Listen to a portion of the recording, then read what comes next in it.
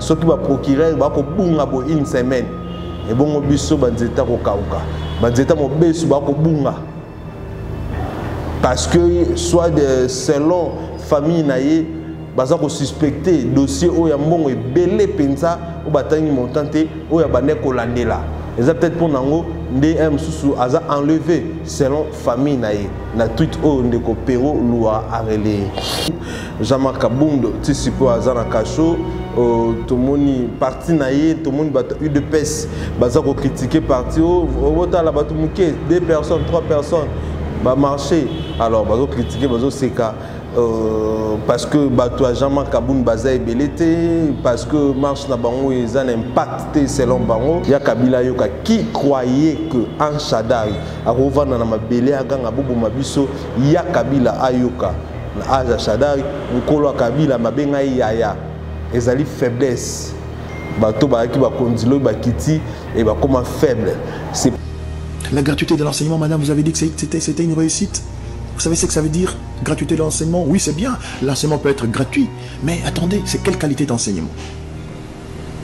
Quelle qualité d'enseignement? Soki biso moko tomi baki à charge te motako baka biso en charge azate motako zwa biso en charge azate parce que na moment où tozali congolais mon côté à kobima loba e que mboka eza bien azate azate même ba oyo bazana ba moyen de vivre baza toujours na ba difficulté ba côté mususu un député national un président vice-président de l'Assemblée touché par 120 000 ce que yebisa na mboka bongo peuple ya kolobani na mboka bongo to la pasi président a voyagé belé alors que président soka bibi na voyage na il na zo yo carrément na conditionné a dépassé des bio par voyage ce que nombre de voyage pour président Sali na mboka za la pasi to komi na ba ministre au moins 60 pour quelle base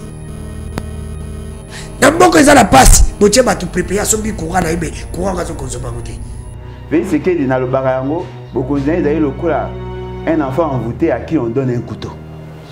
Il a un pouvoir exorbitant, mais nous ne savons pas s'il est capable de comprendre ce qui se fait. Namboka nini oyo tilelo ozoka présidence il y a vice-premier président de l'Assemblée nationale aura $100 000 par mois. Namboka nini au président de la République aura $2 millions par mois. Namboka nini au député comme on a $21 millions par mois. Namboka nini au ministre aura $35 000 par mois. Namboka nini ezalakate à part Congo, même na Congo Brazzaville ezalakate et Congo balingi Congo te. Niveau Congo ezali mais tala salaire à bakonzi ya Congo. Namboka to la passe. Mais le député touche 21 millions. $21 000. On nous apprend même que...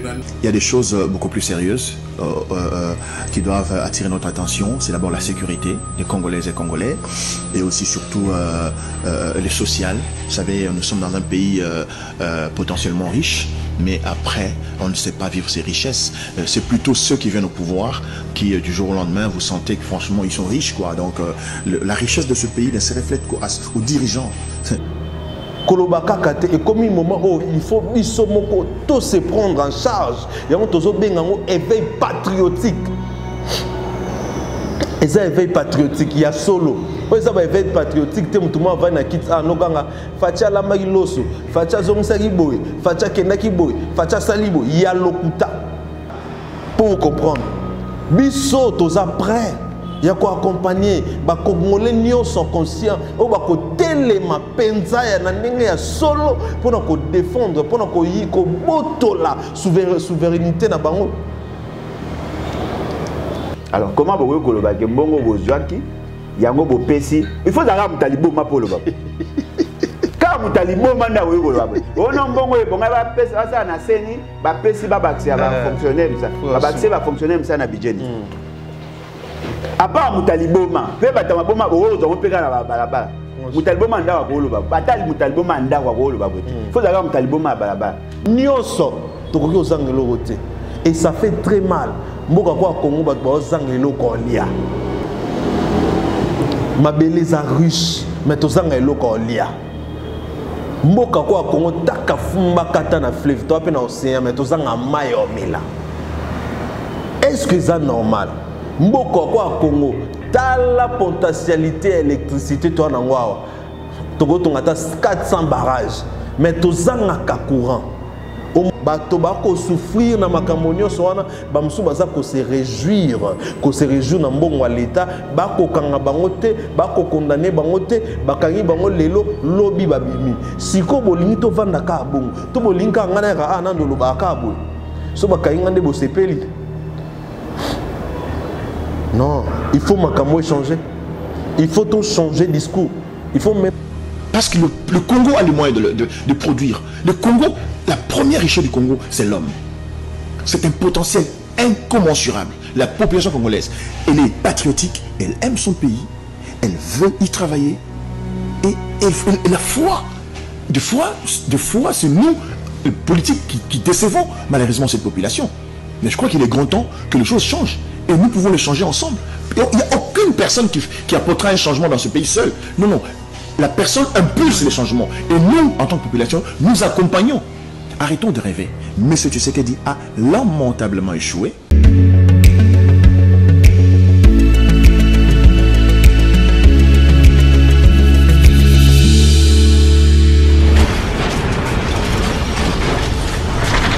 Ma mission TV, le miroir du monde.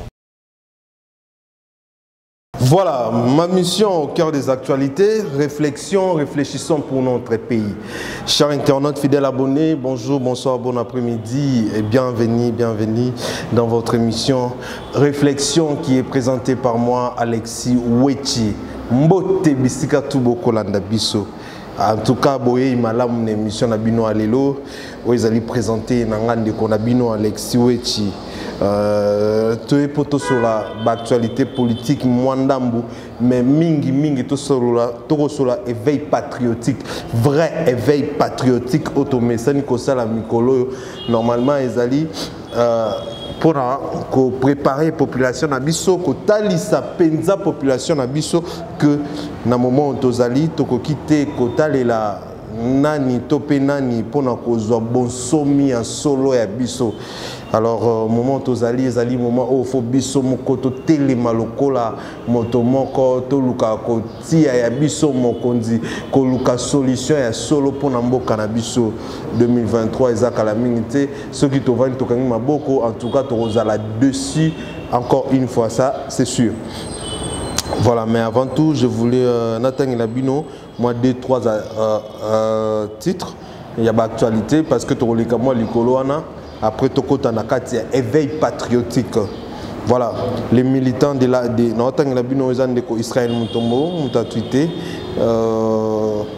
Le militant de l'ACP sont montés au créneau pour exiger la libération immédiate de Jean-Marc Kabound, détenu à la prison centrale de Makala. Voilà, wana Israël Mutombo a tweeté. Voilà, Bisson Stomonaki, Ndengenini, ACP, Zali, parti politique, il y a Jean-Marc Kabound, Batonae, Batamboli pour exiger libération nae. Parce que Bazako estimé que Bakangi vraiment Nandenge Sengelite, Ezali Bongo Makambo. Il y a Lokuta au Bakangeli selon Bango. Alors, tu as un deuxième tweet, Pero Louamoutou a tweeté alerte, disparition du procureur général de la Cour de cassation, Victor Mumba, est introuvable depuis une semaine. Sa famille indique qu'il travaillait sur un dossier d'une grande somme d'argent où le gouverneur de la Banque centrale a été convoqué à la cité de l'OIA. Il n'a pu de revenir l'après de communiquer. Voilà. Abalobi Boye, juge, procureur général, il y a cour de cassation, Azali Bongo Komonanate, ça fait au moins une semaine, famille Naezo Lukae, Ezo Mona été. Donc il a disparu, to évité enlever, place à ça ils ont baraté. Certainement enlever pour mon condimone ne bongo, ako bunga bongo te que ça que ba sika akei. Donc même dans mon salle à zoyate et ba collègue ne ba yebi pété ce qui a zawapi. Alors famille naie selon tweet ya Pero Louara Balobi ba yebi quelques informations moko eza que abandé ko travailler sur un dossier en bongo ebele. oyo ba invita qui président il y a banque gouverneur plutôt il y a banque centrale a qui nous se représente ba invita qui na cité de l'OIA a qui nous se représenter voilà on a des tweets automatique la bino.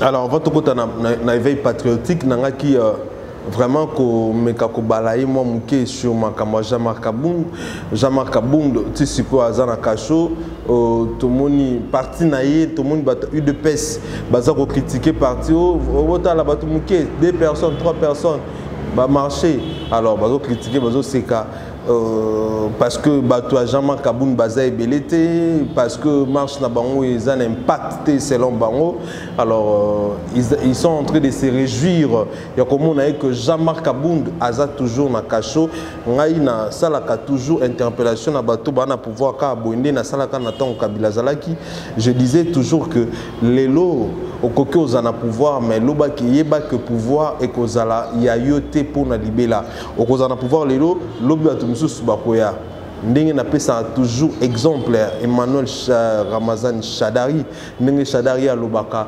avandaka na se mabele ako ganga bobo mabiso ya Kabila yoka qui croyait que en Shadari akovanda na mabele aganga bobo mabiso ya Kabila ayoka na aza Shadari mukolo Kabila mabenga yaya ezali faiblesse bato ba ki ba kondilo ba kiti et ba comme faible c'est pareil na ba kondi o ya lelo na bato ba ko diriger lelo lobby pe ba kozalate ba ko kita et ko ya na bato misusu après et bato misusu na après ba ko ya bango pe ba ko konza et soki siko bino lelo bozo nyoko la bato bozo sepela parce que bato bazana kacho bato ba na prison bozo sepela parce que boyebi ke boza na pouvoir et que boza na tout bozo kanga bozo baki ko mekana biso to ko kangaye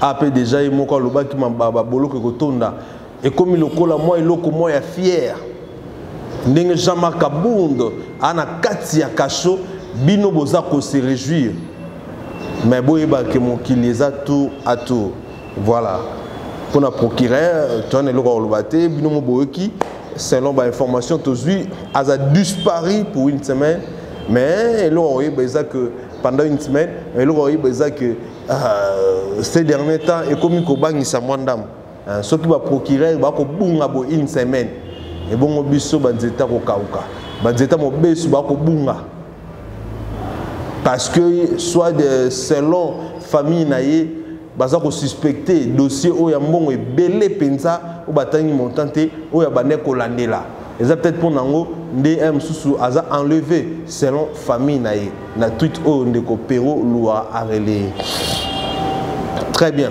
on est aquí balayage likolo mais to kota na eloko important pe ya motuya o bisoto ye a lelo toza pona loko toko benga éveil patriotique.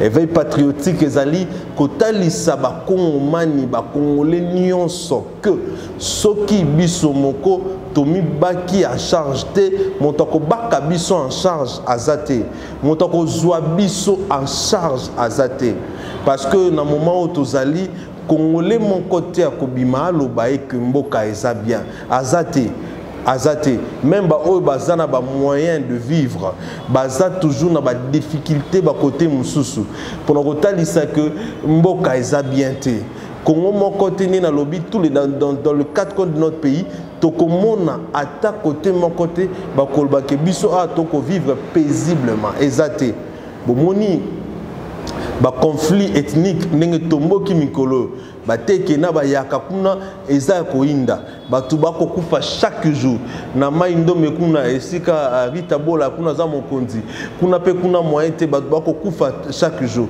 donc il y a des problèmes et des problèmes et des problèmes dans notre pays et c'est là ezosenga biso moko population to se prendre en charge Congo ezambo kamnene tozana chance ya kozwa Congo alors Congo pe fo ezala na chance ya kozwa biso loko la population topé ba habitant na ye. Pourquoi je dis ça? Parce que mboka ezokufa totala mboka ezokende tozotala mboka bazo kabolango biteni ezolinga e kabwana biteni biso tozotala alors que destin ya mboka oyo normalement esimba minde na maboko na biso population na kolinga avant na continuer makambo pour na kompena ko kenda déjà total non de coopérer Loira total na bande comme sosu de Peter Tanier Louis France et bon tous après. Ma mission TV, le miroir du monde. À Kinshasa, à Lulua, qu'est-ce que j'allais dire, à Kananga, à Mbujimaï, à Mweneditu, à Boma, à Mwanda, à Chikapa, les Congolais pensent que Félix peut être président lors des prochaines élections. Mais vous ne me parlez pas des Américains qui viennent, ils viennent faire quoi ici? Est-ce qu'il y a une agence congolaise qui peut mener ce genre d'aventure pour les États-Unis? Au niveau des États-Unis? Je ne pense pas. Quittons ces complexes. Parlons de ce que nous sommes. Vantons ce que nous avons. Exigeons ce que nous voulons. Parce que le Congo a les moyens de produire. Le Congo, la première richesse du Congo, c'est l'homme. C'est un potentiel incommensurable. La population congolaise, elle est patriotique, elle aime son pays, elle veut y travailler. Et la foi, de foi, c'est nous, politiques, qui décevons malheureusement cette population. Mais je crois qu'il est grand temps que les choses changent. Et nous pouvons les changer ensemble. Il n'y a aucune personne qui apportera un changement dans ce pays seul. Non, non. La personne impulse les changements. Et nous, en tant que population, nous accompagnons. Arrêtons de rêver. M. Tshisekedi a lamentablement échoué. Oui. Pas parce qu'il n'est pas... Parce qu'il passe 3. Ah ok. Et le troisième? On s'arrête là? Non, non. Je crois qu'on ne va pas s'amuser avec le destin de notre pays. Hein. Donc il y a des choses beaucoup plus sérieuses qui doivent attirer notre attention. C'est d'abord la sécurité des Congolaises et Congolais et aussi surtout les sociales. Vous savez, nous sommes dans un pays potentiellement riche, mais après, on ne sait pas vivre ces richesses. C'est plutôt ceux qui viennent au pouvoir qui, du jour au lendemain, vous sentez que franchement, ils sont riches, quoi. Donc, la richesse de ce pays ne se reflète qu'aux dirigeants, ceux qui dirigent, mais la population reste dans la misère. Et nous, au Congo, nous ne sommes même plus au niveau d'un pays pauvre, nous sommes un pays misérable. Misérable. La gratuité de l'enseignement, madame, vous avez dit que c'était une réussite. Vous savez ce que ça veut dire, gratuité de l'enseignement? Oui, c'est bien, l'enseignement peut être gratuit. Mais attendez, c'est quelle qualité d'enseignement? Quelle qualité d'enseignement? Est-ce qu'on a parlé de la santé ici? On a parlé des routes, des voies de communication? Est-ce que vous êtes informé que la compagnie aérienne bientôt sera en faillite? Et vous me parlez d'un bilan positif? Parce que c'est de cela que vous voulez qu'on parle. La sécurité. Le pays, ça ne marche pas. Ici, au long de Kinshasa, dans la province de Maïndombe, il y a des tueries. Non, mais on ne peut pas avoir des gens... On ne peut pas avoir des personnes responsables à la tête d'un pays et s'accrocher à des sondages qui n'ont rien à voir avec la réalité sur le terrain. S'il vous plaît. Et ici, on ne peut pas... Je vais accepter que l'émission... Congo balingi Congo te. Niveau Congo est allé. Mais t'as la salaire à Bakondia Congo. D'abord, quand on la passe, mais un député touche 21 millions. 21 000 $. On nous apprend même que dans le niveau, bon, je ne sais pas si c'est vrai, on nous apprend. Il paraîtrait, au niveau, il y a bureau, il y a Assemblée nationale, comme il y a 200 000. Ouais, un député national. Un président, vice-président de l'Assemblée nationale touché 120 000. Ce qu'on y a dans le mot Kabongo, peuple à Kolmadi. Dans le mot Kabongo, tu as la passe. Président, ils ont voyagé belé. Alors que le président, si on a bibi dans le voyage, il met quand même conditionné. À des participations des millions par voyage. Ce qu'on nomme dans le voyage pour le président Salé. Dans le monde, ils ont la passe. Donc, comme il a ministre, au moins 60. Pour quelle base? Dans le monde, ils ont la passe. Bon, tu vas tout préparer à son courant, mais courant va se consommer à côté. Dans le monde, ils ont la passe. Bon, le qui est garanti à Banda qu'on fait dans 3 mois. Mais, tu vas mettre en application, tu as 10 mois. Peuple a souffre. Alors que million qu'on fait ça, bilan de Yangoala, garanti locatif, on a 3 mois. Dans la mon compte, mon place, il y a combien de 7 millions qu'on fait ce bilan. Et ça dit qu'on a présent à Africain. Et ça dit qu'on a présent il y a CACT. Mais million qu'on peuple à Lingui, garanti, on a 3 mois. Bon, mettre en application, courant en bail. Et ça la malamo. Tout le monde ne peut que on n'a pas un problème de décision, de loi. Parce que là, on a niveau, il y a Bandakou, il y a 3 mois, mais applicabilité, on dirait que ça pose problème. Pas loi Victor Ezali, mais applicabilité, mais pour les inconscients inconsciemment conscient, baza koyeba te que le pays est devenu plus riche qu'avant. Lorsqu'on avait élaboré le budget électoral, l'enveloppe globale, il y a l'État, et là qui estimait na 11 milliards. Le gouvernement vous dit, il y a eu une rubrique prévue dans rapport extérieur. C'est-à-dire que l'extérieur allait soutenir un budget par rapport à un montant au lobby. Mais c'est que le gouvernement prétend avoir mobilisé, et là, voilà que l'État congolais est devenu plus riche qu'avant. Mbongo ezala qui destiné pour n'accompagner sa province à 40%. Mbongo ezala qui destiné pour n'accompagner sa caisse à péréquation est 10%. Ce qui veut dire que les recettes publiques à caractère national, 50% y a qui prévu pour les provinces de la caisse de péréquation, nous sommes allés centrer dans le niveau du gouvernement central. Ce qui veut dire que le gouvernement central a plus de moyens. Okay. Alors comment vous voyez que Mbongo Bozouaki, Yango Bopesi, il faut d'ailleurs que Talibo m'a pour le bas. Quand Talibo m'a dit que le bas, on a Mbongo et Bonga va pesi ça na seni, va pesi va baxer va fonctionner ça, va baxer va fonctionner ça na budget. À part Moutaliboma, fait Batamaboma, on peut gagner la balaba. Moutaliboma nda wa koloba, batali Moutaliboma nda wa koloba. Faut d'ailleurs Moutaliboma balaba. Veillez ce qu'il dit dans le barayango, beaucoup de gens ils le coup là, un enfant envoûté à qui on donne un couteau. Il a un pouvoir exorbitant, mais nous ne savons pas s'il est capable de comprendre ce qui s'est fait. Toye Bandé. Voilà. Très bien. Ma mission TV, le miroir du monde. Très bien, wana botukota la bandeko, bomoni comment est-ce que chacun a zopé saba afinaye. Ce qui est sûr est vrai, le pays va très mal. Il faut vraiment tout élément. Il faut tout élément. Nazo tuna penza, boye bisangai, na mboka nini, oh même na Afrique otozali, na mboka nini ti lelo, ba famille la la kanzala successivement. Na mboka nini ti lelo, lipa ezo ebana lisusu prité, transport ebana lisusu prité. Na mboka nini oyo ti lelo ozoka présidence, il y a vice-premier président de l'Assemblée nationale aura $100,000 par mois. Na mboka nini oyo président de la République aura $2 millions par mois. Na mboka nini oyo député okoma na $21 millions par mois. Na mboka nini oyo ministre azoza $35 000 par mois. Na mboka nini ezalakate à part Congo, même na Congo Brazzaville, ezalakate. Et tant que bako zoba mbongo wa bongo, population aza ko souffrir. Bakoyela biso ko beta tolo lokuta ko yebisa biso ke tomati simbongo ba fonctionnaire. Au moment où fonctionnaire bo matisi salaire na ye, mais koto pe banda ko emati biloko kolia e mati makamutu e mati. Donc salaire obino boko beta tolo bo matisi moto ko kakaka ko se retrouver na ngote. Ezaka ka nenge moko. Et puis biso te ko comprendre que ezali politique ya matuvi, ezali politique ya lokuta, ya manipulation. Comment est-ce que vous avez sa salaire dollar et zomata? Les lots qui dollar est comme si on a 220, si on a 210 et aucun d'accord bon. Mais vous avez bêta tolo, vous avez honneur, audace, courage. Il y a que bêta tolo golbaïke, tomati si salaire, mais salaire ça sert à quoi? Ça sert à quoi un bon bomatisi? Makamute comme ma bé namboka, rien ne marche.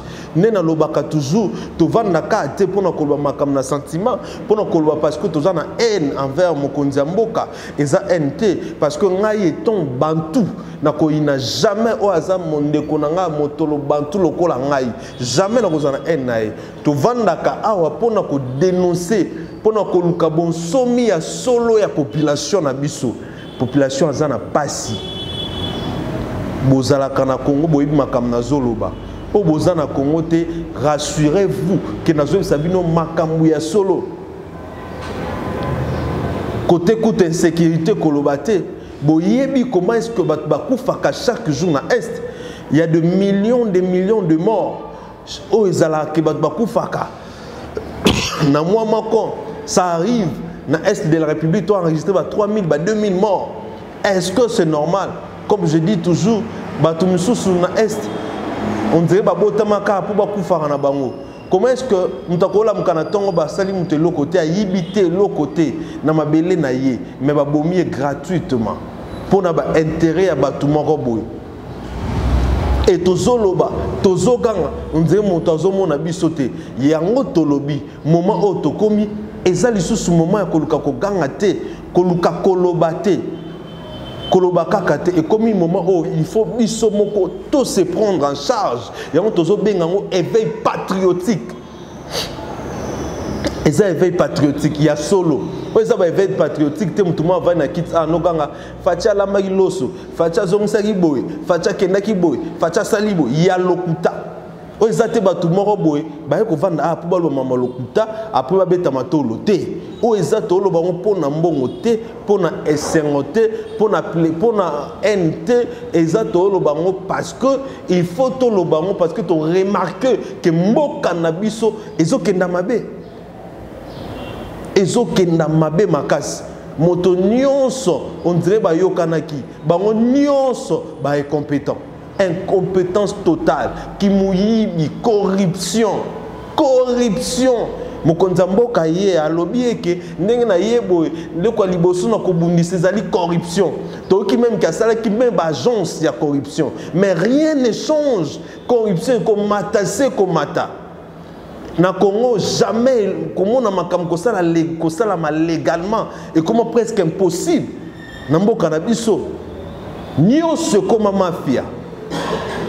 Qui moyibi ya kosakanate ah boti koyokati procureur général à la cour de cassation a enlevé selon sa famille bazolo bake et ça tous ces derniers temps plutôt il est en train de travailler sur un dossier il y a mbongo ebele makasi et pour na bango baza ko suspecter que ça pour na dossier wana nde abungi balobi dossier ngo et ça qui va bengisa gouverneur à banque na cité de l'OIA ndenge tomoni ba tweet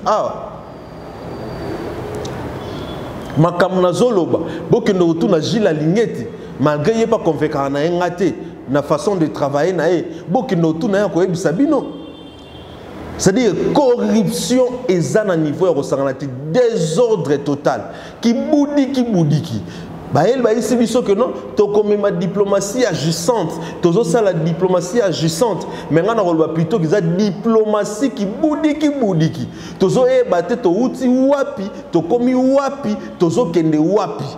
Alors mes frères congolais, chers compatriotes, bozo zelasko to loba nini pour comprendre que destin mboka o izaka na maboko na biso moko. Bozo zelato sala nini exercice nini o il faut to sala pour comprendre que les lopo Congo est changé, il faut biso moko to se prendre en charge. Qu'est-ce qu'il faut to loba lisusu? Nini ne faut to sala pour comprendre. Biso to après il y a quoi accompagner ba congolais nyons sont conscients o ba ko telema penza ya na ndenge ya solo pour na ko défendre pour na ko yiko botola souveraineté na bango parce que ça va très mal soki biso tozi solution te to ebite banani ba kozula biso ba solution to ko bima ba lâche na génération future ekoya ekolanda biso to balage makasi to sala eno côté héritage nini to kotiki la bana na biso est-ce que bokondima ba benga biso ba pere ndenge bazo benga biso ba pere est-ce que bokolinga ba se moquer na biso bato ba kokambara biso ne ba se moka na biso chaque jour parce que c'est disent que nous on peut tout faire ba ko sala eloko te ba ba naïf ba banga na ba ko police bimi ma monte bimi si balai. Au moment où biso moko to yebike pombo kao échanger to kota lela mutu te na beta sete makasi côté wana il ne faut jamais kota lela mutu moko quelconque en pensant que ce qui yenda komi mokonzi makambo ko changer il faut plutôt mutu wana ne atalela biso ya koyeba ke so na komi awa eza pona ngati eza pona population na bandela ngo avec raison. Pour dire que la population yonde il faut oya yo makambu na maboko. Bosala biso plaisir, ngai bande ko Fabien batutu balobaka. Bosala biso plaisir que na makambo tozolo bato bimisa mpe papa mbate. To loba pamba te, to risquer pamba te, surtout risque. Ni na tambola boye, na ebite so ba kanganga jour ni. Mais na eba déjà que ça. Na ebi que ça. Na eba ke mkomsino ba kainga na ebi na ngango. Mais na choité. Siko bino wat botalanga. Est-ce que vous pouvez savoir combien pour na luba makambo? Est-ce que vous pouvez savoir combien pour na ta vie en danger ni na ta vie en danger? Vous pouvez savoir combien pour na risquer makamto na risquer? Comment est-ce que vous avez plus particulièrement dans le Congo, comment vous avez dit que toute sa vie n'est pas danger, mais vous avez plaisir quand vous avez plaisir. Toyebi, ngane na abu na ebi ke na ata na ba 400 vidéos combien de vidéos en RDG montant contre nga o ba montant on ko ba laksan mo so ba ka nga na ba ngelo te na ata la kabu pour na ebi ke na loba te na ki makala wana est sûr na lo loba te o mais au moment où nazo finga te nazo loba mabete nazo loba o ezali droit nanga le plus légitime état que congolais ya ko bunda pona mboka na ngai ya ko luka solution parce que je sais que tokoki ko tele sous politicien te na mboko bota bato totalela exemple eza palpable mokonzi mboka actuel combien de fois totalela combien de en fait avant que tout totalele parti politique, une personne qui montou à travers qui locomotive et opposition. Comment est-ce que tu as qui peut confiance dans na parti politique wana? Comment est-ce que tu soutiens yango? Ba tu ba kufa ba kenda makila ya ba tu etanga musu ba tikala ba infirme. Ba perte de famille salama. Non les la sœur na biso église Thérèse Kapangala. Non les la Rossi Mukendi, non les la Barma Tungulu, non les la Batwana tout, non les la Luc, non les la Lelo na po na moment oh tu sais que dia non les la bande ko Adolphe, non les la bande comme sous batikal ben firme, non les la bate belé ba kufi. Pour na lutte oyo. Mais ba kondi oyo totela ka monter maintenant comme na pouvoir ils ont changé totalement. Va changer totalement. Humanisme, gratitude, exaté. Bazokumba makambuma be pour notre intérêt personnel na bango moko. Et bino bolingi sous botel sous confiance c'est pas politicien moussous. Pourtant comme wana ame mabiso kande o ame mabiso. Non. Il faut politicien moussous wana tozoloba. O bazana opposition on ba dirigeate. Bango ne faut bazala na sima na biso biso ndeto ba nani nde photo tia et tant bazo comment na ba comprendre que ngati na ye awa mutati nga awa eza population peuple et koza na moment oyo et c'est à ce moment là de tokomona que biso tozongeli souveraineté na biso tozongeli bokondi na biso. Parce que le peuple n'est mokondi. Tant que tu as peuple mokondi, mokondi est peuple. Biso ne to bien moté. Botu na bande konanga Burkina Faso ba bien bien. Bande kona biso ya Guinée ba bien. Bande kona biso ba Tunisie ba Égypte ba yebi. Mokondi zanani. Ba yebi ke biso ne mokondi. Ta Congo to mboka mo o ba koka ta ko grever jour moroté. Na va na chauffer mo sanga so na grever na sa ndé. Okufa est-ce que okufa? Admettons que pendant une semaine, est-ce qu'on kufa? 3 jours qu'on kufa. C'est-à-dire que mouton kokata au grévé pour nous tout en vivre ndeni. Mais si qu'on ose la solution, ose le changement, ose changement ndeni. Yozo ba question na grévé non mo ndeni en vivre té non ça ndeni. Mais est-ce que changement peut ose ndeni?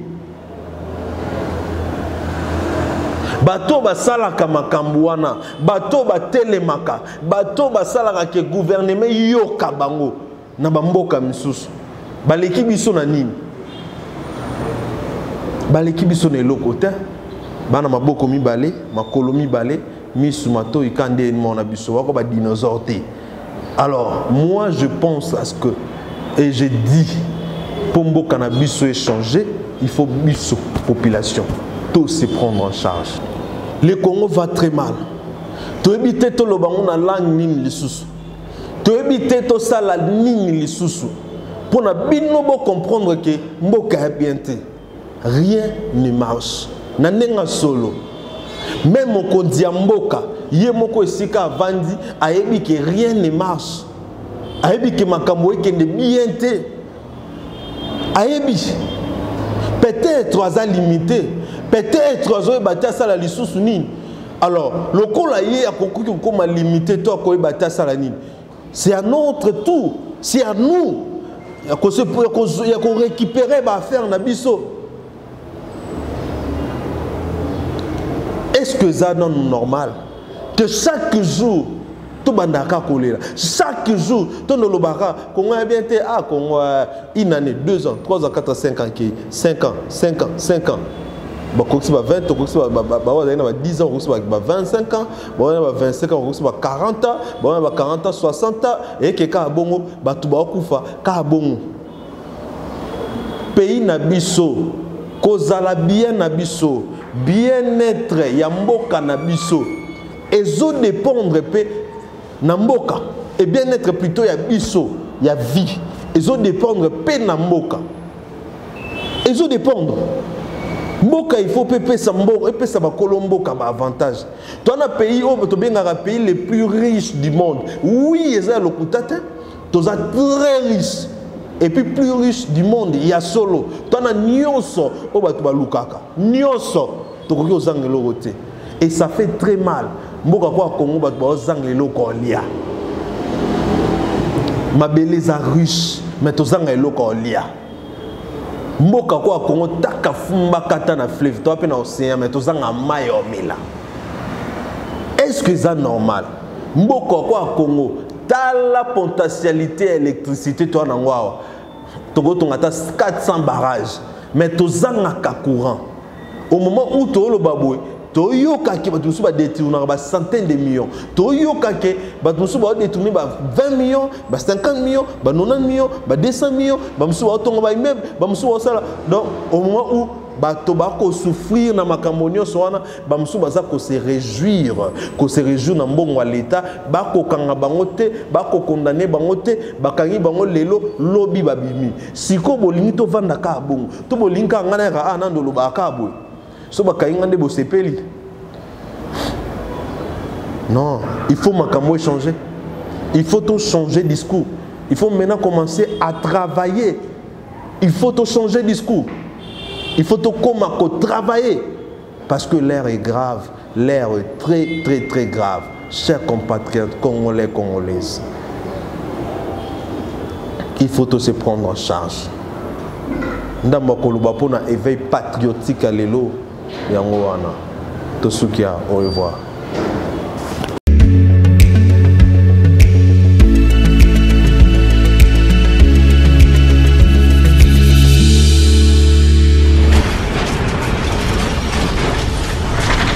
Ma mission TV, le miroir du monde.